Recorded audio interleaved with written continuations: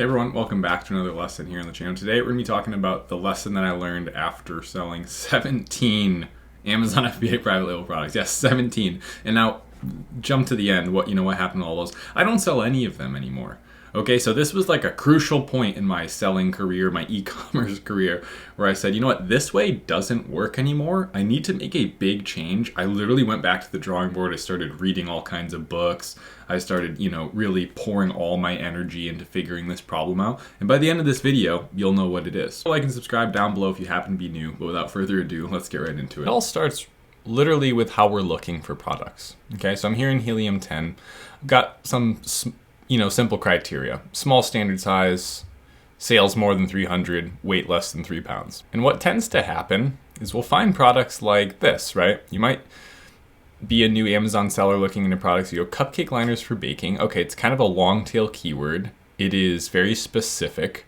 I could probably provide more, I could provide less, I could do a different color, and there's different things from variables for me to play around with, right? So I'd open this up, and I might go, yeah, look, they've got a horrible listing. What is this black and the red? It looks like caution. I mean, what is this listing, right? And then you go, so well, all I would have to do, and they do 13K per month, is I would take this search term, cupcake liners for baking, I would go search that, look at the listings here, and then just make sure I have something different than what's here. Right? It looks like there's a mix of colorful ones, craft paper ones, but then we go, oh, they might be winning because they're the only gold ones, right? I don't see any other gold. And then we go, well, what else could I do? Well, what if I just did a metallics pack? It was silver, gold, rose gold, and beryllium. I don't know. And I used to think like this, seriously. I would go, okay, this is an outlier, right? And then another one, just the gold one, is doing well. It's right at the top. I would actually be right. Like, I would do this and it would work. I wouldn't spend much money. I'd go spend $900, $800. I used to source things from all over the place, right? In China, but I would go DHgate, Alibaba. I would make really small orders sometimes, $500 on an order, try it out. I'd go as high as $5,000 on an order and try it out. But something like this, maybe, yeah, I'll just go spend $300, $400, $500 on inventory, try it out, get a listing up and see what happens. And what happens is you do start making sales. It doesn't really last long. And for me, the whole purpose of selling on Amazon was like, I need to create an income for myself. So it better damn be consistent, right? Can't just have some other handful of sellers come in, offer the same thing as me, and then crush all my sales. And so what we're getting at is there needs to be some form of intellectual property attached to something valuable that you change about the product that makes it so that the customer only wants to buy it from you. Does that make sense? So all I would have to do is position myself in a market where customers, A, already show that they want to pay more for a better option, which this one probably isn't it, right? Cupcake liners, I mean, we could see from all of the prices here. Anything with prices like this, run from that market because you're not going to make any money. You need to start from a market where the prices are higher, right? It's okay if some people, and I want to open this example for some contrast, sell at that price, right? Very similar prices there actually, $8, $9, $8, $9, right?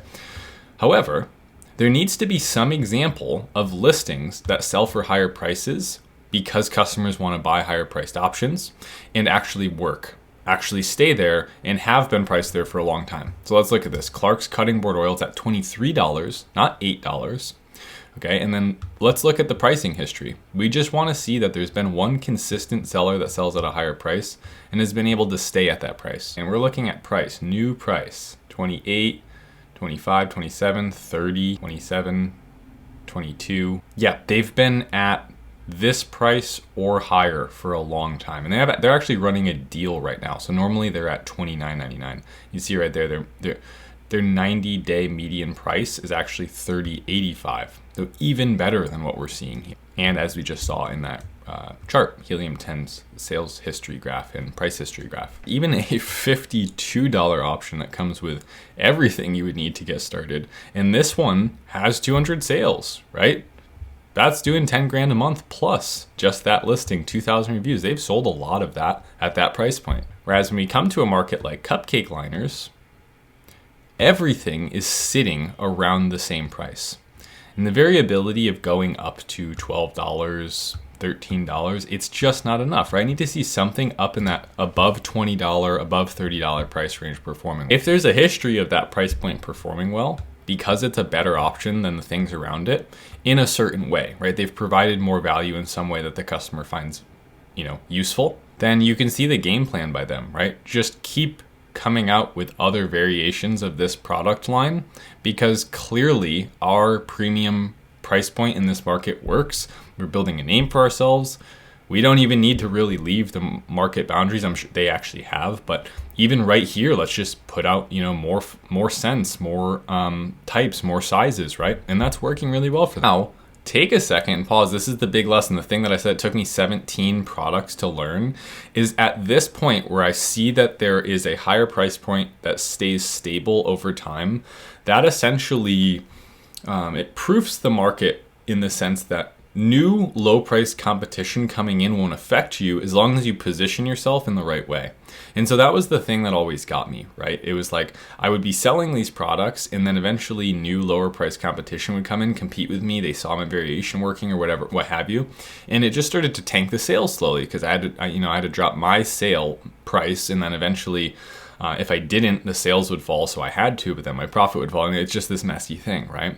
But now I'm at a point where I've been selling at the same price for the past 18 months with my new made in the USA, high quality, premium price product. And I haven't had to compete. New lower priced products have come in and it doesn't matter, right? So when you see that there's this high priced bracket that sells well, the next question you need to ask yourself is who's buying that product and how do I get them to want to buy mine instead? Who spends $30 on cutting board oil and wax? How do I get them to buy mine instead? Well, it's obviously chefs, okay, home chefs of some kind, and we could think through at the very least they have nice cutting boards. They obviously have a wooden cutting board if they're getting wax for their cutting board. Maybe they have a $300, $150, or $250 cutting board, right? Like these booze blocks. What kind of person has that kind of cutting board? Do they have nice knives as well? Yeah, definitely. Do they have nice pans as well? Probably.